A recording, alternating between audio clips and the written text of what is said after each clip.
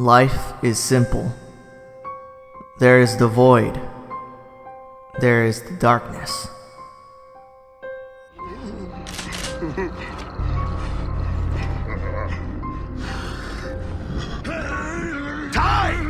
There is the light.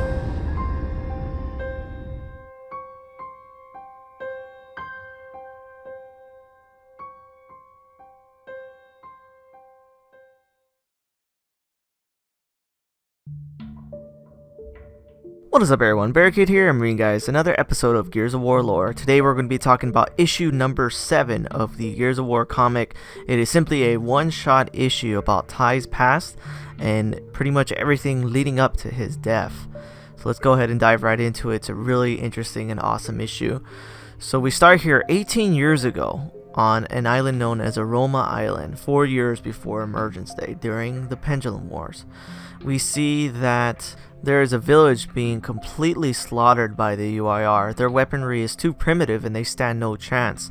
The UIR is pretty much just walking through them at this point, and we can see that the lone survivor here is Ty, and he's pretty much going Tarzan status here, simply in a loincloth with a freaking knife, completely slaughtering these UIR soldiers. He even takes one of their weapons and completely uses it against them, and they're just destroyed. Like, he's just totally murking these guys. It's pretty awesome seeing someone with pretty much no weapons going off and killing these guys with awesome stealth tactics. Next we see that Ty makes his way back to his village, and unfortunately everyone he knows has been killed. He's all alone now at this point. He has nothing left, and now he's just going out of his way to kill any UIR soldier that he can find to get his revenge. But while he's going on the prowl looking for victims, he runs into Marcus Phoenix. And Marcus actually senses him and tells Ty, "Wouldn't do that if I were you." And Ty kind of pauses for a second. They're aiming, looking at each other. And he says, "Look, I'm not going to give you a bunch of bullshit. The UIR came through and massacred your people. I know. I'm with the coalition of ordered governments and we're here to get rid of them. We could use your help, but again, I'm not going to bullshit you. We're not saints. But we are going to win this fucking war, and I'd rather have you on the winning side." So this convinces Ty, and Ty actually joins with Marcus and becomes a member of the COG.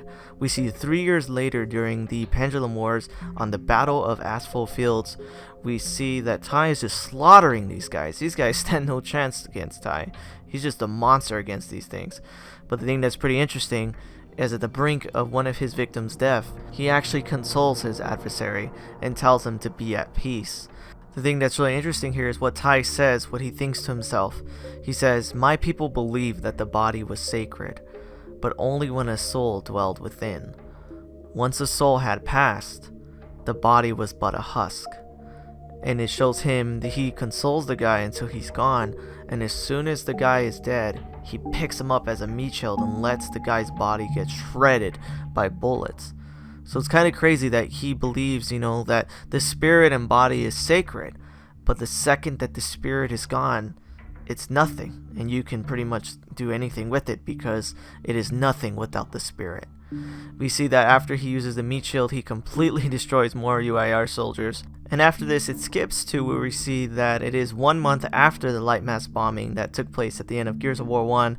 Just one little interesting fact I want to point out is, since this is 1 month after the light mass bombing, this would be actually 1 month before the comics that I covered in the last 6 videos. So this is actually like a month before that whole thing that we saw where they went to Matavado and all that. So this is like right before it. And we see that Ty and Jace are talking, and they see that there's a bunch of dead locust bodies. And we see that Jace is really grossed out by it, and he says that he's not exactly thrilled with death. Ty tells him, "You shouldn't be, life is sacred." And after this we see him cremate the locust bodies.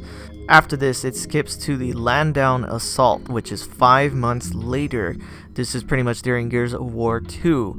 We see the part that actually is in the game where we see that the Tickers destroy Ty's rig and all of his crew dies. We pretty much see a comic book version of that cutscene where he comes out Marcus tells him, sorry about your squad. Tai says, fate has thrown us together again, huh, Marcus? And just stuff like that. So kind of just like a comic book version of that cutscene. Later on, we skip to the land down assault hours later, where we see the exact scene where Scourge attacks Tai and Dizzy. We see where Marcus and Dom escape and get away, exactly like the game. And after is something different that we didn't see in the game. After Marcus and Dom go inside the hollow and escape, we see that Tai is fighting Scourge single-handedly by himself. And this was the part that really was crazy. I just have to read it to you guys. As he says, every warrior has an equal, an opposing force equal in strength. And it shows him fighting him. Every warrior has a superior, an opposing force that he cannot overcome. And we can see that Tai is fighting Scourge, doing his very best, trying to fight him, but he just stands no chance. Scourge just has his physical strength. He's a greater warrior, and there's nothing that Tai can do against him. We see that Dizzy wants to help, and Tai screams, "Go, go!" and he tells him to run away. And Dizzy listens and goes away and runs for his life. And we see that Tai, unfortunately, is captured by the Locust Horde with other gears, and they string them along with these chains, and they hang them and whip them and break them until there's nothing left. And we see poor Tai. This is the part that, honestly, while reading it, kind of got me a little emotional. And even right now, when I'm trying to read it to you guys, I'm like, okay, it gets me. He says, "My grandfather once told me that a soul will leave its body when it is time. Not always at death," he said. "When the body becomes a prison, it is time for the soul to escape." And then it shows right here at the end, Tai. "And once the soul is gone, the body will follow soon after. There is the light."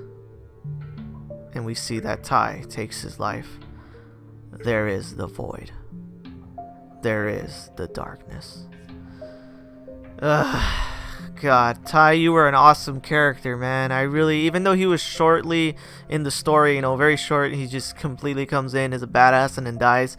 Reading this comic really made me feel for him, and it makes me sad to know that he had that fate. The Locust Horde, they're crazy, and Tai could have definitely been a great warrior. Well, he was a great warrior, but he could have been a great asset towards the end of Gears of War 2 and Gears of War 3, but unfortunately, he was taken out during his prime. And I just want to say, Tai, you're an awesome character, and you deserve better. And the thing that's crazy is I could have sworn I read something stating that the creators of Gears of War actually regretted killing Tai off so quickly. But I feel like his death actually made a good impact on the story, a very dramatic impact on the story. But yeah, guys, that is the one-shot issue of Gears of War 2's Tai, where we see his past and pretty much everything leading up to his death. I was glad to bring you guys this episode of Gears of War lore, and if you like this video, please definitely hit that like button and subscribe and tell me what you guys think.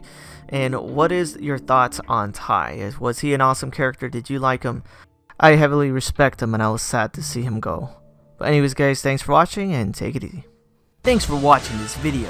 If you want to see my most recent Gears of War video, hit that link on the left. If you want to see any of my other content, hit that link on the right. Thanks for watching, guys.